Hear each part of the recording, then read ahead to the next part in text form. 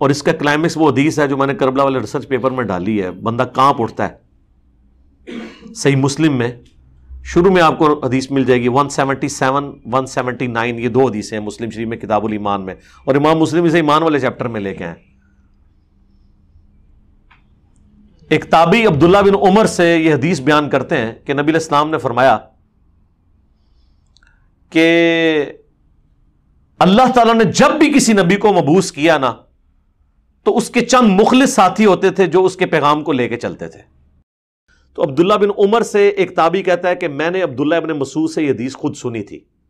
کہ نبی علیہ السلام فرمایا جب کبھی بھی کوئی پیغمبر دنیا میں آیا نا اس کے ساتھ یہی ہوا ہے کہ اس کے چند مخلص ساتھی ہوتے تھے جو اس کے پیغام کو لے کے چلتے تھے، پھر جب وہ ساتھی آہستہ آہستہ دنیا سے جانا شروع کر دیتے تھے یعنی فوت ہو جاتے تھے تو ان کے جانشین ایسے لوگ بنتے تھے کہ وہ کچھ کہتے تھے جو کرتے نہیں تھے، اور وہ کچھ کرتے تھے جس سے منع کیا گیا ہوتا تھا شریعت میں۔ ایسے جو لوگ ہیں، ایسے حکمران جو ہیں، ان کے ساتھ جو ہاتھ سے قتال کرے وہ مومن ہے، جو زبان سے قتال کرے وہ مومن ہے، اور پھر نبی علیہ السلام نے فرمایا کہ جو دل میں ان سے قتال کرے وہ بھی مومن ہے۔ تو وہ تابعی کہتا ہے عبداللہ بن عمر نے اس حدیث کو ماننے سے انکار کیا کیونکہ یہ تو ان کی پوری ڈاکٹرن کے خلاف تھی نا، کہ جی ان حکمرانوں کے خلاف جو ہاتھ سے قتال کرے وہ مومن ہے، جو زبان سے کرے مومن ہے۔ یہ ان حکمرانوں کی بیعت کیے ہوئے تھے، بخاری مسلم میں یزید کی بیعت کی تھی عبداللہ ابن عمر نے، حضرت علی کی بیعت نہیں کی کہ جی اختلاف پیدا ہو گیا، یزید کی بیعت کر لی۔ مرزے کی بات کا حاصل یہ ہے کہ ایک تابعی نے ابن عمر رضی اللہ تعالیٰ عنہ کے سامنے حدیث بیان کی اور ابن عمر رضی اللہ تعالیٰ عنہ نے اس حدیث کا انکار کر دیا اس وجہ سے کہ انہوں نے یزید کی بیعت کی ہوئی تھی، اس لیے حدیث کا انکار کر دیا۔ اب آگے سنتے جائیں۔ اچھا، وہ اب تابعی کہتے ہیں مسلم شریف کے الفاظ ہیں کہ میں بڑا عرصہ پریشان رہا کہ عبداللہ بن عمر کو میں اب کیسے منواؤں اس بات پہ، تو اللہ کا کرنا ہوا کہ حضرت عبداللہ ابن مسعود تشریف لے آئے مدینہ شریف۔ تو مجھے خود ہی ایک دن عبداللہ بن عمر نے کہا کہ ابن مسعود کی جا کے زیارت نہ کریں، ظاہر سینئر صاحب ہی ہیں وہ، انہوں نے ہی جانا تھا ان کے پاس۔ تو کہتے ہیں میں نے کہا میں نے دل میں سوچ لیا کہ یہ جائیں گے نا تو میں وہ حدیث پوچھوں گا ان کے سامنے۔ یہ بھی ایک بڑے بندے کی غلطی نکالنے کا طریقہ یہ ہوتا ہے۔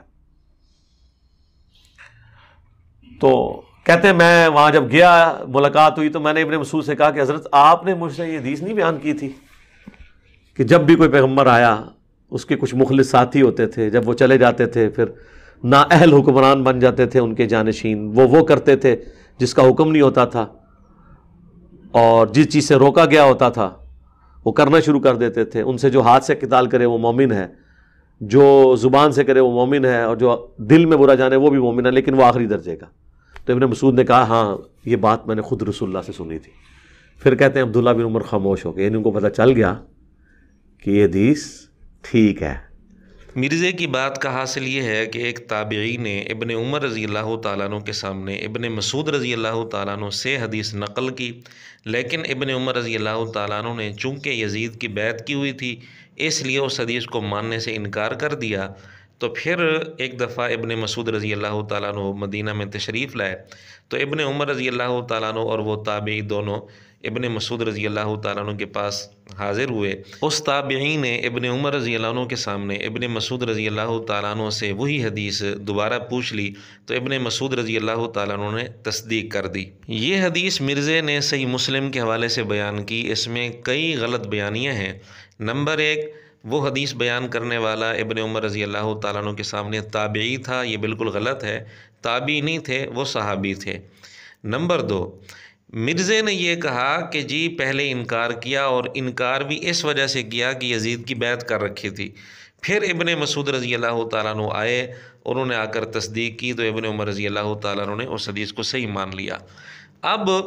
ابن مسعود رضی اللہ تعالیٰ عنہ فوت ہو رہے ہیں کوئی 32-33 ہجری میں حضرت عثمان رضی اللہ تعالیٰ عنہ کے دور خلافت میں، اور یزید کی بیعت ابن عمر رضی اللہ تعالیٰ عنہ نے 60 ہجری میں یا اس کے بعد کی تھی، یعنی جب یزید کی بیعت ہوئی تھی اس وقت ابن مسعود رضی اللہ تعالیٰ عنہ کی وفات کو تقریباً 27 سال کا عرصہ گزر چکا تھا۔ تو ہمارا سوال یہ ہے کہ مرزا جہلمی نے جس انداز سے صحیح مسلم کا نام لے کر کہانی بنائی ہے اس کے مطابق تو پھر بات یہ بنتی ہے کہ ابن مسعود رضی اللہ تعالیٰ عنہ 27 سال کے بعد یا اس سے بھی زیادہ عرصے کے بعد قبر سے نکل کر آئے اور آ کر حدیث کی تصدیق کی، اور ان دونوں حضرات سے ملاقات بھی ہوئی۔ اب جہلمی فرقہ بتائے کیا قبر سے نکل کر آنا اور حدیث کی تصدیق کرنا کیا یہ عقیدہ جہلمی فرقے کا ہے؟ اگر یہ عقیدہ نہیں تو پھر مرزے کو جھوٹا ماننا پڑے گا۔ مرزا صحیح مسلم کا نام لے کر کتنے بڑے بڑے جھوٹ بول رہا ہے۔